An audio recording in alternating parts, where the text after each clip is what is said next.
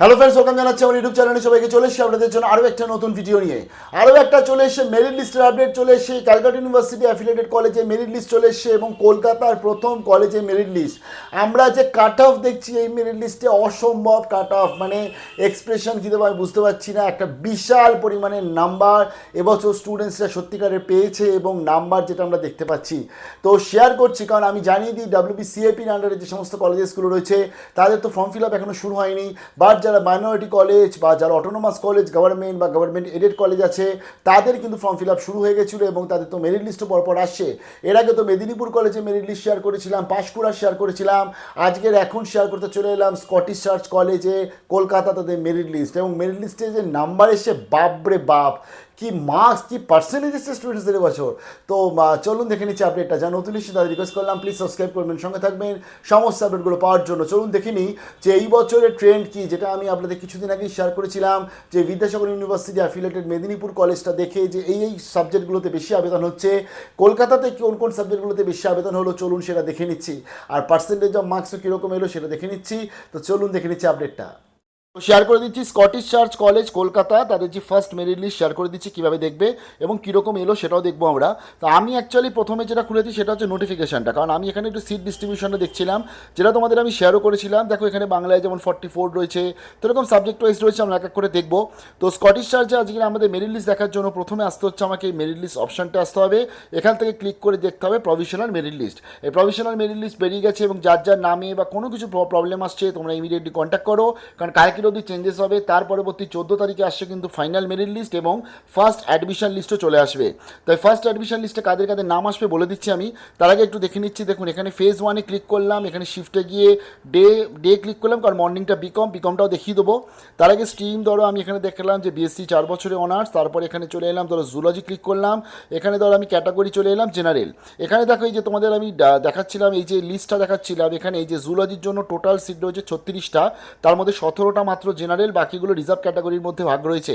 তো এই যে আমি আজকে 36টা যে লিস্ট দেখবো, কারণ এটা আমি জাস্ট এই যে তোমরা জাস্ট এখানে জেনারেল মেরিট লিস্টে ক্লিক করলেই তোমাদের কাছে এরকম একটা ওপেন হয়ে যাবে। 890টা আবেদন হয়েছে 36টা সিটের রেসপেক্টে স্কটিশ চার্চে, বুঝতে পারছো কীরকম পরিমাণে কম্পিটিশান। এবং এখানে যে ইন্ডেক্স তৈরি হয়েছে সেটা তোমাদের এগ্রিগেট প্লাস তোমাদের যেটা হচ্ছে বায়োলজিতে কে কত মার্কস পেয়েছে পার্সেন্টেজ পেয়েছে সেই রেসপেক্টে এগ্রিগেট তৈরি হয়েছে। তো এখানে আমরা যদি আজকে একটু দেখি, দেখো এখানে আজকে ফার্স্ট যে নামটা রয়েছে তার আজকে বায়োলজিতে মার্কস এসছে 99 এবং টোটাল ইন্ডেক্স দাঁড়িয়েছে 494। এবং এই রেসপেক্টে যদি আমি দেখি সেকেন্ড তারও 99, থার্ড 98, ফোর্থ যে আছে 4 নম্বর নাম এসছে তার 100 বায়োলজিতে আছে, কিন্তু তার আজকে এগ্রিগেটটা কম রয়েছে বলে তার জন্য তার 4 নম্বরের নাম রয়েছে। তো এইভাবে আমরা যদি 36টা সিট আছে এবং এর মধ্যে কিন্তু জেনারেল এসসি এসটি সব আলাদা আলাদা রয়েছে এটার মধ্যেই। তোমরা যদি আলাদা আলাদা লিস্ট ওয়াইজও দেখতে চাও তোমরা এখানে জাস্ট এই জেনারেল এই যেখানে আমি চলে গেলাম জেনারেল এসসি এসটি বা খ্রিস্টান ক্যান্ডিডেট আলাদা আলাদা দেখতে পাবে এবং তার সাথে তোমরা যদি জেনারেলটাই ক্লিক করো তাহলে টোটালটা দেখতে পাবে। যেমন এই যে ফার্স্ট নামটা আছে এটা হচ্ছে এসসি ক্যাটাগরির মধ্যে পড়ছে আমি দেখছিলাম। তো এই রেসপেক্টে ধরো 36টা নাম আছে আমার, অর্থাৎ 36টা আমার সিট রয়েছে। তো আমি যদি 36 যে রয়েছে তার যদি মার্কস দেখি, সে পেয়েছে বায়োলজিতে 97 এবং মেরিট পয়েন্ট দাঁড়িয়েছে 474। আমি যদি আজকে ধরো মানে 36টা সিট তো তার মানে হিসাব মতন আমার ডবল যদি করি মানে 72 মতন যদি আমি দেখি তাদেরও কত নাম্বার রয়েছে 98, ওদিকে তার 466। এর হচ্ছে অ্যাকচুয়ালি এত দেরিতে এসছে কেন নামটা, কারণ বেস্ট অফ 4-এর নাম্বারটা কম ছিল তাই। তো এইভাবে তুমি আজকে যদি লিস্ট দেখো 94, 97, 92, 98 মানে এই হচ্ছে টোটাল নাম্বার এবং এই হচ্ছে টোটাল মেরিট পয়েন্ট। তোমরা যদি আজকের আমি যদি 200-300 যদি অবধি দেখি, যদিও তত অবধি নামবে না লিস্ট, কারণ সিট সংখ্যাটা মাথায় রাখতে হয় মাত্র 36টা। তো এই ক্ষেত্রে 300 অবধি যে আবেদন করেছে তারও 88 হচ্ছে বায়োলজিতে রয়েছে, 436 কিন্তু তার আজকে মেরিট পয়েন্ট দাঁড়িয়েছে। তো এটা হচ্ছে বিশাল কাট অফ 2025 সালে স্কটিশ চার্চে এবছর জুলজি। আর একটা দেখি এবার একটু দেখছি ইংলিশ অনার্স, কারণ এটা প্রত্যেক বছর সব থেকে বেশি আবেদন হয়, সব থেকে বেশি কম্পিটিশন হয় স্কটিশে ইংলিশ অনার্সে। এবছরও একদমই তাই, 1657 1657 মতন আবেদন হয়েছে স্কটিশে। এবং ইংলিশের জন্য আমাদের কাছে যে সিটটা আছে যতদূর মনে হয় 55 মতন কিন্তু টোটাল ইংলিশ এখানে আমরা সিট ক্যাপাসিটি পেয়ে যাচ্ছি। আমি জাস্ট এখানে চলে এলাম, আমি দেখে নিই টোটাল, হ্যাঁ দেখো 55টা সিট আছে। চলো দেখি ইংলিশে 55টা সিটের জন্য আবেদন হয়েছে, প্রায় 1500-এর ওপর আবেদন হয়েছে। ফার্স্ট যে নাম্বারটা দেখো ইংলিশে 99 এবং এদের তো মেরিট হয়েছে যেটা 20% এগ্রিগেট, 80% ইংলিশে নাম্বার নিয়ে মেরিট হয়েছে।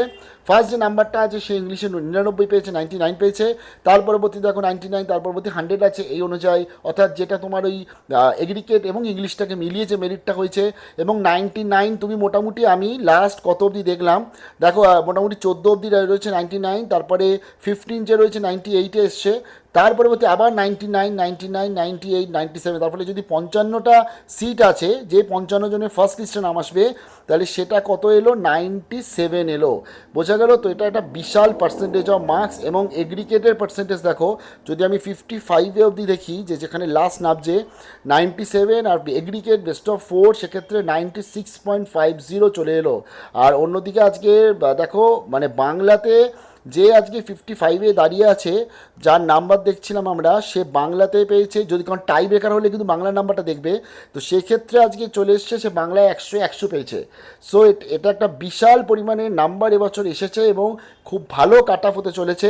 তো আমরা যদি একটু মানে 700-800তেও যাই, যেমন দেখো এই যে 791 যে রয়েছে, সেই ক্ষেত্রেও 84.25, আর ইংলিশে পেয়েছে 90%, মানে যার 791 নম্বর নাম্বার রয়েছে 55টা মাত্র সিটে।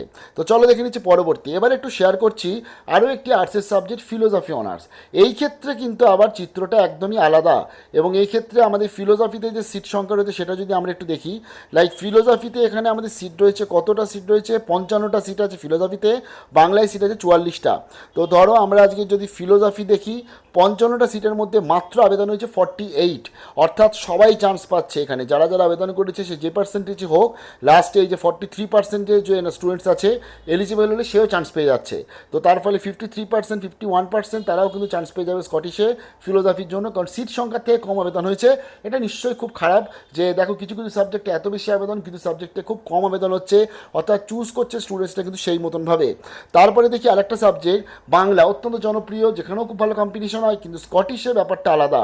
স্কটিশে কিন্তু বাংলাতে আজকে 44টা মতন সিট দেখছিলাম, সেক্ষেত্রে বাংলাতে মাত্র এখানে আবেদন করেছে 43 মতন আবেদন করেছে স্কটিশ চার্চে।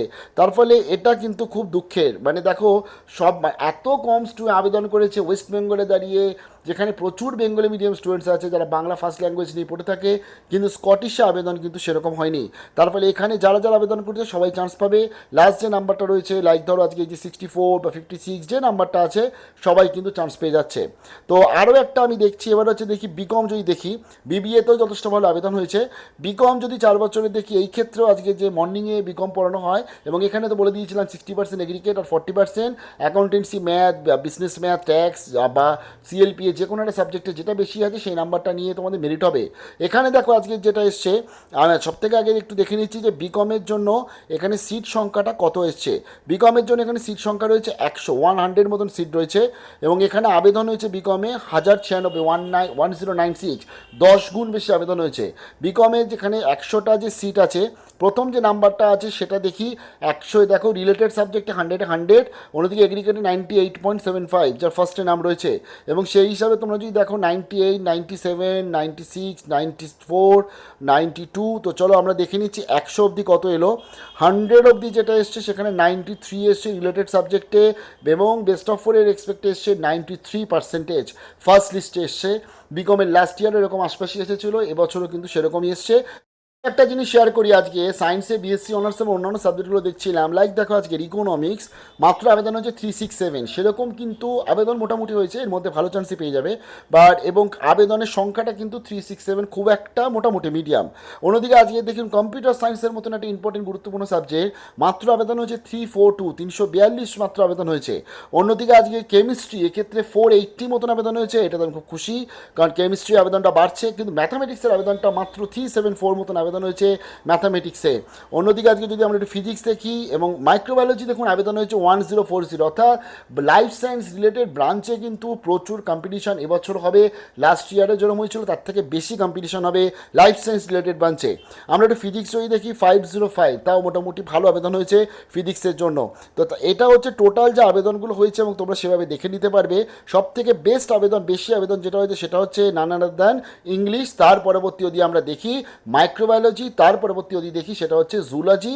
এইভাবে যদি আমরা ভাগ করি আলাদা আলাদাভাবে, এবং বিকম, এইগুলো কিন্তু বেশি আবেদন হয়েছে স্কটিশ চার্চে। অন্যান্য কলেজগুলোর কি আপডেট আসে নিশ্চয়ই দেখবো।